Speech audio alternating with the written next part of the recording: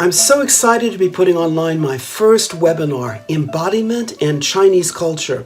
In this short video, I'm going to explain what embodiment is, why it's so essential in these very challenging times, and I'm going to make the connection between embodiment practices and traditional Chinese culture.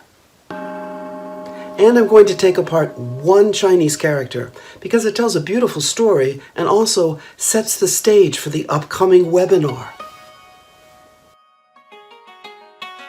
It's a very simple story, really.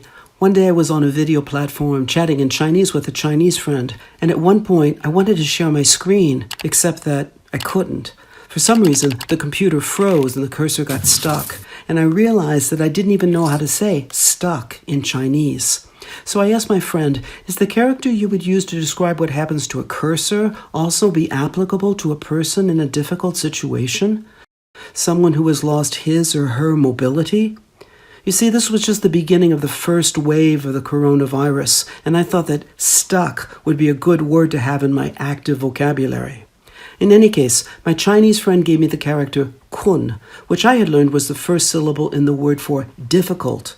Now, kun is an ideogram made up of two keys. On the outside, you have enclosure, and on the inside, you have a pictogram for a tree. Difficulty, enclosure, tree.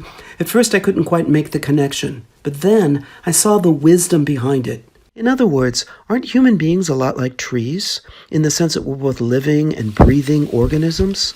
We could also say that human beings, like trees, have their higher branches, the need to stretch or interact with the environment.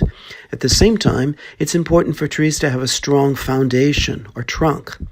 And lastly, all trees need to be grounded, to have roots in the earth.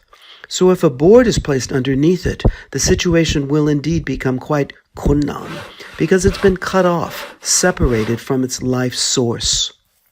Now, for the past year, we've all had to deal with shelter-in and social distancing policies. New waves of the virus have forced us to reorganize our lives. The challenge today is maintaining some sense of work-life balance while looking after our physical and emotional well-being. All too often, the prolonged isolation from others has led to a growing sense of disconnection to ourselves.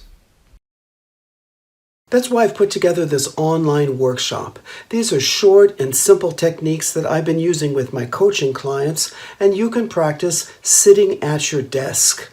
I bring together all that I've learned from previous resiliency workshops, the study of the Chinese language, and traditional Chinese culture, which is in fact the foundation for embodiment.